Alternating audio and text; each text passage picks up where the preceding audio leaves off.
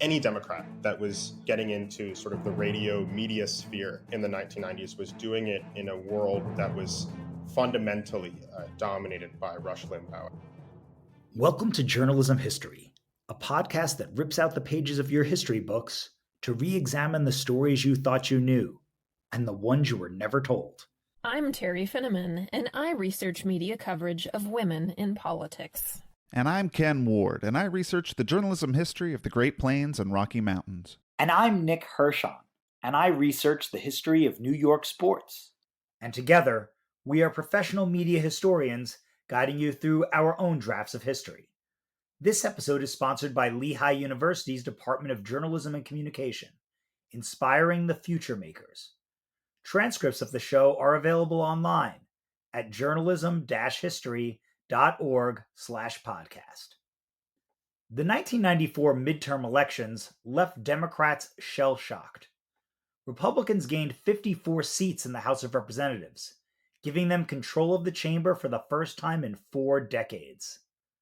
Much of the GOP's success was attributed to Rush Limbaugh, the conservative talk radio host with an audience of millions across the country, who characterized liberals as the heathen left and encouraged listeners to rebel against President Bill Clinton. Democrats scrambled to respond to their opponent's dominance on the airwaves. Several high-profile Democrats tried to balance talk radio's right-leaning tilt. None of them were able to match Limbaugh's audience size and influence. Mario Cuomo, the former governor of New York, brought a style of thought talk that proved too introspective to catch on. Gary Hart, the former Colorado senator and presidential candidate, had a Sunday night show that went up against Denver Broncos games. Ed Koch, the former mayor of New York City, had more flair, but he wasn't known beyond his hometown and rarely waded into national issues. One radio host summarized the Democrats' disadvantage. Quote, "You're asking me, why aren't there any liberals on talk radio? The main reason, without question, I'm going to tell you, is that they're not entertaining."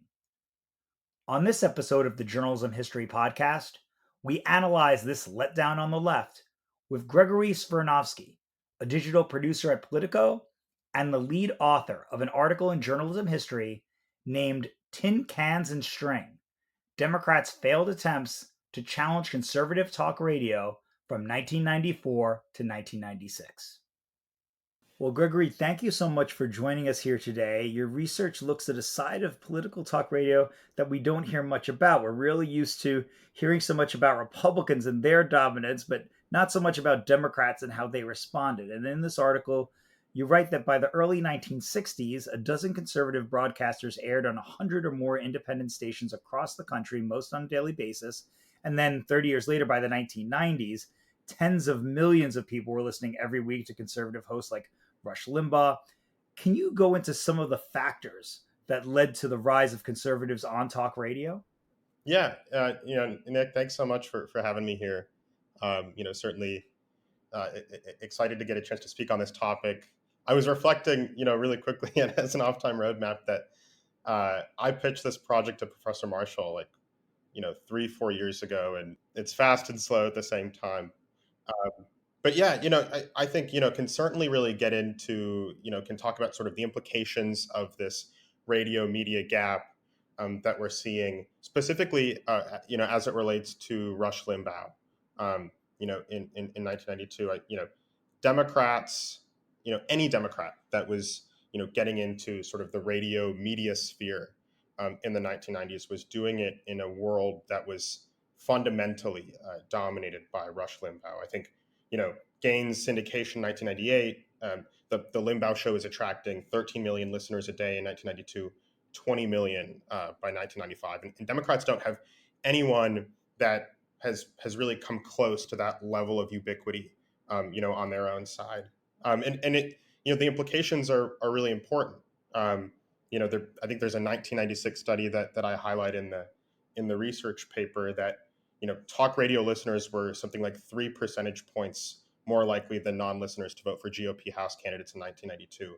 And by the time Republicans romp in the 1994 election, winning 54 House seats, flipping 54 House seats, 8 Senate seats, you know, listeners were 10 points likelier to vote for GOP House candidates than non-listeners. So you're seeing Limbaugh and other Republicans on the airwaves, changing political discourse and dynamics and the zeitgeist, in a really profound way. And when you look at sort of the reasons for that, the reasons that Democrats, weren't doing that, honestly, I think in a lot of ways, Democrats just didn't believe that talk radio had the kind of legs to propel any kind of, political messaging. I got a chance to speak to Dick Gephardt, a fellow Northwestern grad, in 2022, and he told me that at the time, you know, his, the leaders of his party had sort of dismissed talk radio as crank radio, where cranks got on and talked, and so there just wasn't a lot of belief in the medium as a means to propel any kind of messaging and to sort of, you know, speak to the masses and change. Yeah, and so, sort of to that end, we talked a little bit. I'm sure listeners are familiar with the implications of the 1994 midterms. Clinton elected in '92. In 1994, Republicans do fantastically well. Radio, a big reason why. Democrats at that point only are really finally beginning to understand the implications of radio and their sort of ignorance to the medium. Um, you know, there's a famous 1995, multimedia presentation that John and I cite in our article. You know, Democratic House leadership are sort of funneled into a room in DC and shown sort of all of the different ways that the GOP is getting out its political messaging on the airwaves. And Chris Dodd, the senator, tells the New York Times that, by comparison, our side has, quote, tin cans and string. So, for the first time, I would say there's an understanding, among Democrats that, like, wow, there's a gap here, and this is potentially a disaster for our side. We've got to, close it. And you mentioned in the research how there's also these demographics that are folding into this. In the 1980s, the US population was growing older on average, and a lot of those older people were more likely to listen to talk radio, to vote Republican. There were also a lot more of those whiter, wealthier kind of listeners who a lot of advertisers want to tap into. So maybe the liberal cause that appeals more to younger people, maybe still starting out in their careers and don't have a lot of disposable income, those might not be as appealing to some of those advertisers. And so, yes, you talk about this turning point in 1994 where Republicans are trouncing Democrats in the midterm elections.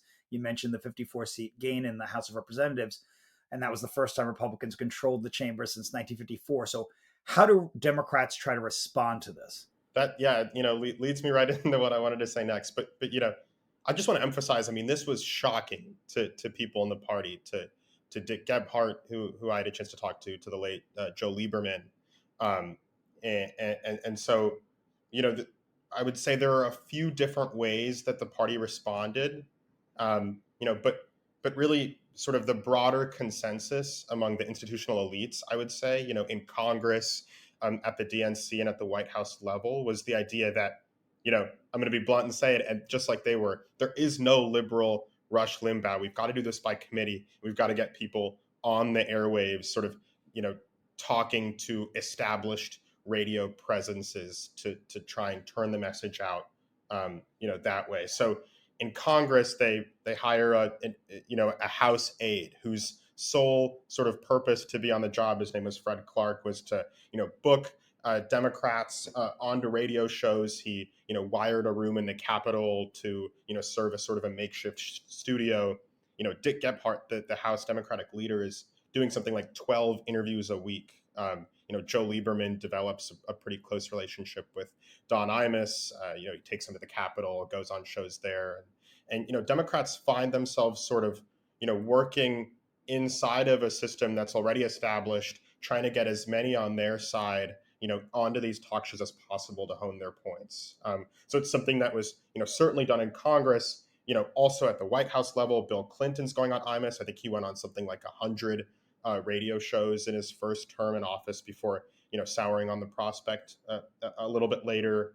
And the DNC too, understanding like there's no liberal Rush Limbaugh. We've got to do this another way. They hire this guy named John Christopher Bua, an off-Broadway actor, to tour the country and train volunteers to call in. He puts together memos. He's teaching Democrats what kinds of messages to employ, how to stay on message when you hop onto a show that's maybe conservative dominated. How to sort of pull people in one direction and serve as that talking head that like their side could support. He and his team talk to thousands, appear on over I think 1,800 shows in the lead up to the 1996 election. As they sort of tried and got their messaging out. And so on this side, on this sort of institutional side, you've got Democrats understanding, look, there's no silver bullet here. There's no career politician that's going to be this really exciting sort of liberal Rush Limbaugh that we can turn to in this moment and say, like, be brash and be ridiculous, just like he was. The Ditto Heads, that was Limbaugh's situation. Democrats did not have someone like that. And to an extent, we saw some evidence that in the lead up to the 1996 election, the strategy was working. I mean, the LA Times reported in 1996 that 7% more radio listeners, supported Bill Clinton than in the year prior. So I guess there was some consensus that like maybe this was working. Underlying numbers, we still had like down ballot, lots more Republicans, lots more people voting Republican, but there was a little bit more of sort of an even split in 1996. And so that I would say is one side of the coin. And on the other side, you've got, these out of work, Democrats who had either run for president before or flirted with the idea, who find themselves out of a job in either 1992 or 1994 because of, maybe term limits or because of, that 1994 sort of crazy Republican romp, that decided, maybe they're thinking we could be the liberal Rush Limbaughs. We could be the solution here. And, they're, former New York governor Mario Cuomo, Doug Wilder, who had been the governor of Virginia until he, was term limited in 1992, and Gary Hart, who, famously ran for president in 1998, a senator from, or 1988, a senator from Colorado, who sort of had been out of politics for close to a decade. All of them sort of thinking, maybe I can be a solution or the solution here. In particular, I think Cuomo had some momentum where people thought that he could really, make a dent in that gap. Yeah, let's talk about some of those personalities, because you said that the liberals recognized they did not have a Rush Limbaugh replacement, but there are all these different folks who kind of try to rise to the top. And one is Mario Cuomo, the former governor of New York. And the article talks about how in the Republican landslide of 1994, his political hopes seemed to be buried. He was at one point considered a presidential candidate, but he loses his bid for a fourth term as New York's governor. And now he's unemployed. He's trying to figure out other ways to get involved, and he's practicing law, writing a book, but it's not the same as being in charge of one of the most prominent, most populous states in the country. So Cuomo does present some tantalizing possibilities. He's high profile, but he does have some limits. And you talk in the article a little bit about what those were, his interactions with some of the handlers who were trying to help him with the show. So what was the deal with Mario Cuomo, and why didn't he work out? Yeah, I'm going to start. I think I'm going to dig into this passage, from the text that I think was really particularly evocative and particularly sort of can help explain why Cuomo maybe didn't live up to expectations. In April 1995, before he starts his show, he appears alongside National Public Radio's Weekend Edition host Susan Stamberg and tells her what he thinks is going to be sort of like his perfect ideal radio program. He would begin with an essay at the top and then do a little poetry from time to time and play classical jazz for younger listeners. Like, that is Mario Cuomo's ideal radio show. It just doesn't jive with like what Rush Limbaugh was doing, even with what New York City Mayor Ed Koch was doing at the time. And Stamberg tells him, "Mr. Cuomo, your idea sounds so reasonable, but to make it as a radio host, talk show host commercially, you've got to yell, you've got to scream. And so, you know, Cuomo comes in with these really high expectations in 1995. You've got people like Paul Begala saying that, you know, this is perfect. Like he's our liberal lion. Like he's going to do this. And at the same time, you have detractors that say, like, you know, Mario Cuomo is so, you know, soft spoken and deliberate and articulate and reasonable, and you know, he really doesn't have this sort of killer instinct, and he had no desire to develop that either. Like he championed this idea called thought talk. He was like, well, I'm going to go on the radio. I'm not going to do shock talk or jock talk. I'm going to thought talk. You know, I'm going to talk to my listeners thoughtfully and, you know, have conversations with them and explain the political process. And you know, and write, you know, speak, as he said, in quote, fine point quills.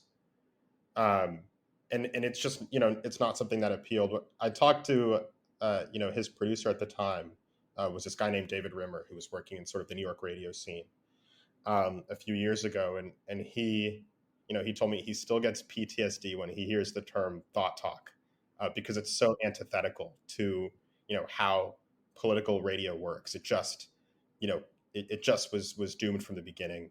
You know, I'd say there were a number of other things that Cuomo, you know, tried to sort of push that really, you know, doomed his show from the start. I think the folks at Sony Worldwide, with, you know, the sort of channel that was working with him, they wanted him to do a daily talk show, really establish a presence. To get syndicated, he wanted to do it, you know, once a week. And so sort of other sort of lifestyle factors, I would say, that got in the way of Cuomo really, you know, dominating here. And that gets into a discussion that, you know, we might have a little bit later, but while Limbaugh, you know, and G. Gordon Liddy and some of the guys on the Republican side, you know, were so successful, you know, radio was their thing. You know, Gary Hart and Mario Cuomo and Doug Wilder, you know, they were politicians. Like you know, that was their thing. They were just looking for something to occupy their time, it feels like. Right, they know how to speak to the public and they definitely want to get back in the mix, but they may not be as willing to get as energetic or, you know, as vocal as some of these other folks are. You include in the article this quote from the last show of Mario Cuomo where he tells one caller, there are some shows that give a false impression, they stoke up the passions, they get the decibel count high, they call names. That's very entertaining, and some people enjoy it the way they enjoy mud wrestling. So you can see that Mario Cuomo has a very low opinion of that style of radio. But let's be honest, when you're listening to the radio for leisure and you're driving and you just kind of want to be entertained, you're not necessarily sitting by the fireside and looking for a long treatise about the state of our country today. And that might have been one of the reasons why that, you know, that Cuomo show, the thought talk concept that you talk about, didn't really pan out. Now, you then go into Gary Hart, and you mentioned, you know, Gary Hart, the former Colorado senator, and he's kind of interesting because I imagine at that time most listeners knew him for the political scandal that he had been involved in. Gary Hart was running for the 1988 Democratic presidential nomination, and the Miami Herald reported he was having an extramarital affair. He ended up suspending his campaign, big political scandal that we still talk about and teach today. So he ended up not running for re-election to the Senate, became a private citizen, and similar to Mario Cuomo, was practicing law and writing books. So even though he did have that similar kind of approach, the intellectual style, it seems like perhaps he might have a little bit more of a chance with the audience because they know him from this scandal. But why did Gary Hart then not really work with audiences? Yeah, you know, I think it's you know, it's another good question. It goes back in a lot of ways to that same idea of, you know, thought talk just not really resonating with audiences. At the time, Colorado was a lot redder. You know, I spoke to folks that, you know, from Colorado in the 90s that, you know, talked about listening to Limbaugh every day, and Hart just, you know, couldn't hope to match that gravitas. He, you know, famously said he wasn't going to do callers. So he didn't have callers call in and have that sort of fun interplay with them. And again, like, you know, looked at sort of the radio experience on his end. His show was called Heartland, as an opportunity to, you know, speak and conceive of the political arena in a way that he wanted journalists to, while he was, you know, really up high making decisions in the Senate and then running for president. And so again, it's just a style that really doesn't jive with what listeners are looking for in the 90s. There are other reasons that Hart's show in particular failed. He was on a radio station that was famous for its coverage of the Denver Broncos and had on a weekly program that, was on Sundays, I believe. And so, in some ways, like, his show just sort of didn't really jive with, I would say, like, the Sunday ethos of the station that he was on, and it ended after just a year. And I would say the other thing with Hart is I think, of the three, of Cuomo, Wilder, and Hart, I think he was maybe the least interested in becoming a national brand with respect to his show. And that was maybe in part related to some of the trauma that he, dealt with 7 years prior. And so there maybe wasn't that same, push on his end as Wilder and Cuomo had. Right. And even though I guess a lot of Americans knew him for that salacious story, he was not eager to talk about that. In fact, you write about how he didn't want that to be a part of his, his show. And he was concerned that if he got back into the public arena, that people would just keep talking, calling in and asking him about that scandal that ended with suspending his presidential campaign. And then you get into Ed Koch, the former mayor of New York City. Kind of an interesting case study here because Ed Koch, unlike the others, is a much more dynamic personality, adds a lot of humor, but he does have a smaller profile. His show is only really airing in the New York City metropolitan area. For myself, as someone who grew up in New York City, still lives here today, Ed Koch remains a well-known personality. But if I go outside of state lines, I don't know how many people would really, think about Ed Koch so much. So, and you mentioned here, like, he is a star. He was the judge in People's Court, nationally syndicated show.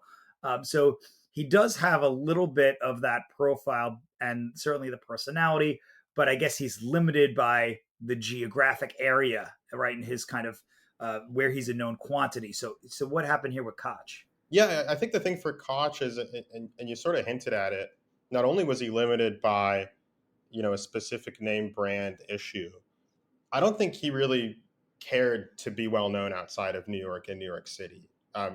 Nothing in my research, ever spoke to a desire on his end to, gain national syndication like Cuomo and certainly Wilder did. I think all he cared about was being number one in New York, and for a time he was. We quote him in the story, or in the paper. Sorry, journalism coming out. You know, speaking to his WABC show being number one at his station in its time slot for New York City. I beat Rush Limbaugh. He proclaims. So I think in Koch's case, he has that sort of shock talk, bombastic style. And importantly, really isn't afraid to criticize Democrats and Republicans, and sort of is very much his own man. But I don't think he expressed any kind of a real desire for national notoriety beyond New York City, and that's why maybe he doesn't really rise to that level of a Limbaugh type or a Liddy type. And it also sounded like he wasn't going to be potentially that kind of an advocate consistently for Democratic causes, right? That, like, it seemed like maybe more Hart and Cuomo were cerebral and really cared deeply about these kind of Democratic issues nationally. And as you're getting into, Koch was more, he's out of the public arena, he's older, he's trying to just kind of keep his position as a king of New York. And that's, more important to him than necessarily how Democrats fare in the midterm elections. Yeah, I mean, in 1993, he endorsed Rudy Giuliani to be New York mayor.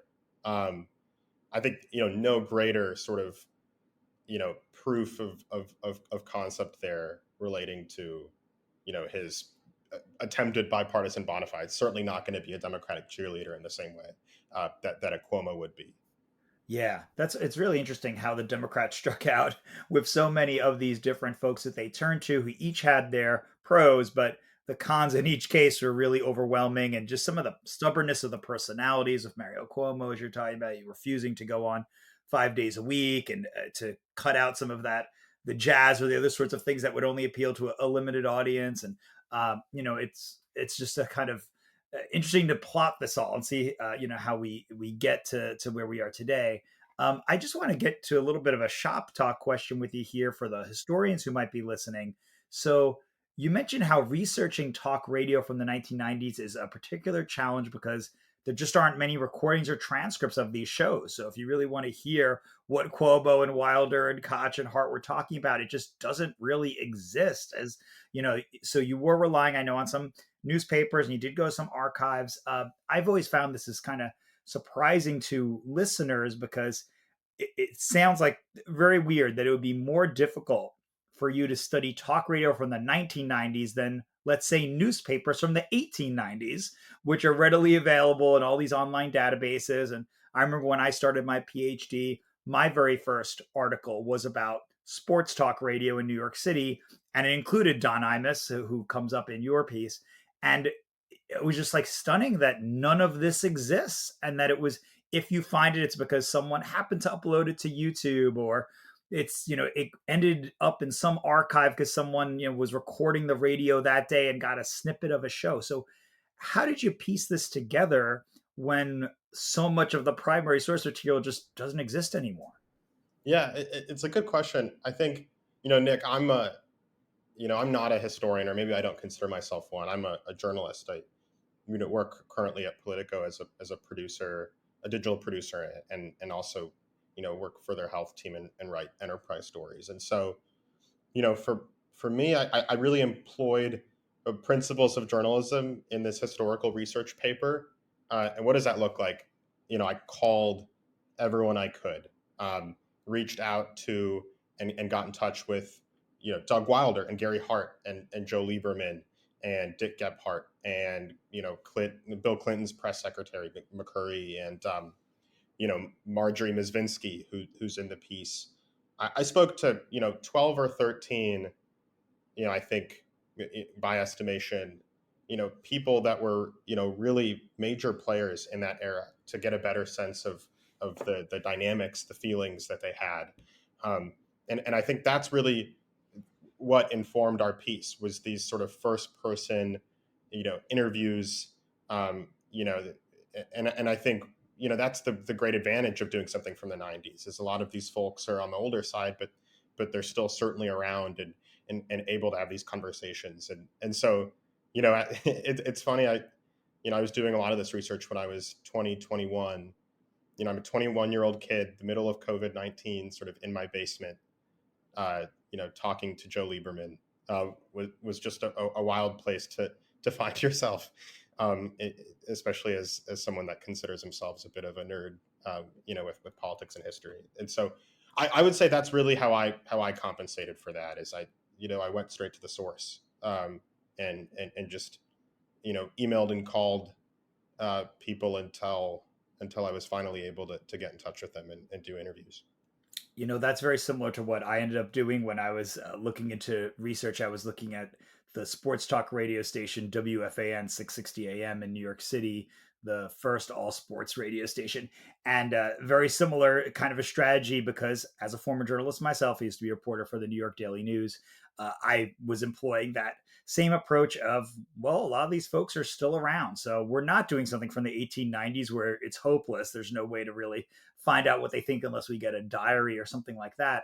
These folks are around. And so hopefully we go there. So good on you for reaching out to some really big names for this piece. We don't often think of that as historians, and certainly writing for a smaller audience that sometimes these big names are less interested in reaching. But I guess if you're going back to some of the nostalgia and they want to revisit what happened, what went wrong, and enough time has passed that probably it's not quite as sensitive anymore for them to talk about what happened. So that's pretty neat. And so just as we kind of start to wrap up here, you write that we're still feeling the ramifications of these failures nearly 3 decades later, and that today people with strong conservative views host 8 of the 10 most listened to talk radio shows.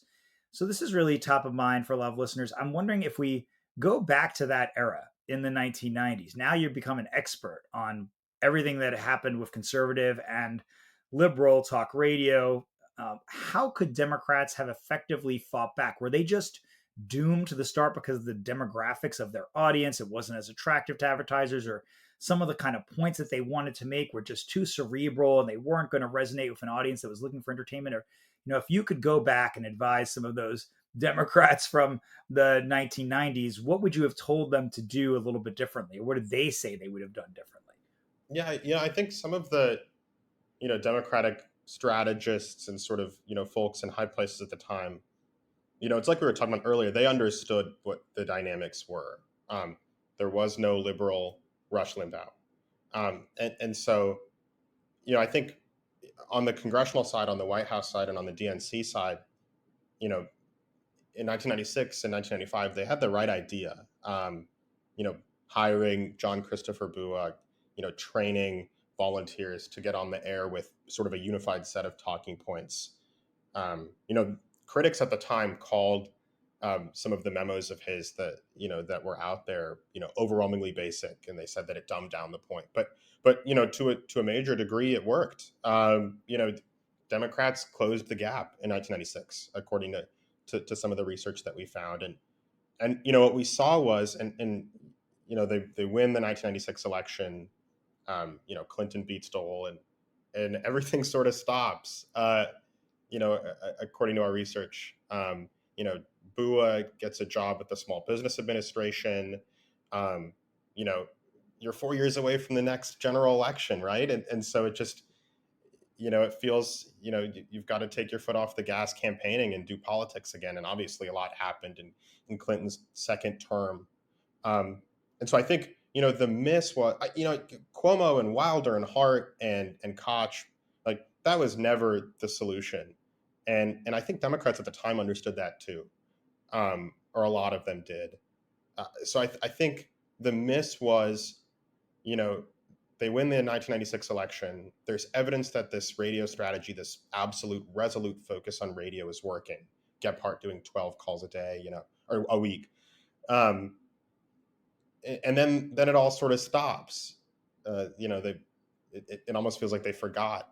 And I think that's when maybe a Limbaugh was able to sort of reassert dominance. So yeah, that would be my advice is maybe they should have kept it going in the 90s. And now, with the fragmentation of media, it seems hard to believe that anyone could achieve that kind of listener base that Rush Limbaugh or G. Gordon Liddy or Don Imus was getting in the 90s when terrestrial radio was dominant and really the only game in town. So now, there are obviously lots of liberal podcasts out there, but they are probably appealing to people who already strongly believe in those opinions and are just going to get them reinforced or to kind of hear similar minded people instead of maybe people who would be more motivated by those shows to go out and vote and to actually change the course of an election, as was happening there. So as we wrap up here, and thank you so much for your time here today, Gregory, we always end with the same question on the Journalism History podcast. Why does journalism history matter? Gosh, that's a tough one. I don't know. I think and it's an interesting question to answer as a journalist. I feel as one of the things I like most about being a reporter is, this notion that journalists are writing history, and the things that you write immediately become a part of the historical record. And so why not, spin that on yourself and collect records on the work that you're doing too. I'm not sure if that's a coherent answer or not, but I also think that like journalism history is in itself just history too, and the lessons that come out of the research that John Marshall and I did, I think extend beyond being valuable for journalists, and really can be applied in a number of different ways.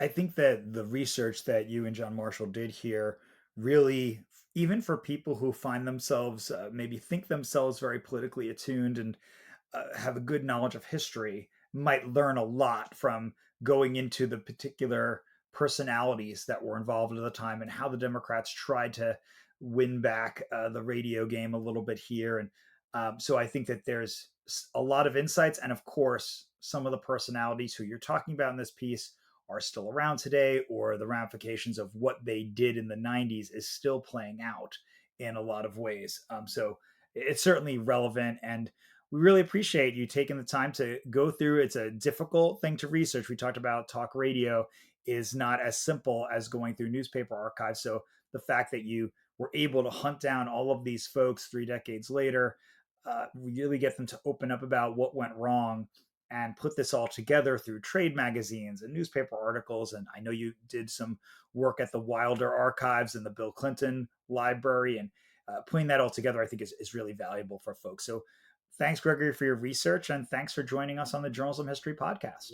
Well, yeah, thanks so much, Nick. And it was exciting to contribute to the conversation, the historical record. Obviously, it's it's research that got started a long time ago, but I think I'm still, it had been a few months since I'd gone back and reread the piece, and was it's fun to get a chance to look back on it and to sort of draw ever newer conclusions. So thanks, Nick, for having me on.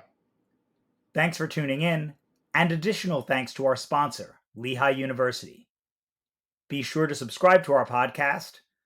Until next time, I'm your host, Nick Hirshon, signing off with the words of Edward R. Murrow. Good night and good luck.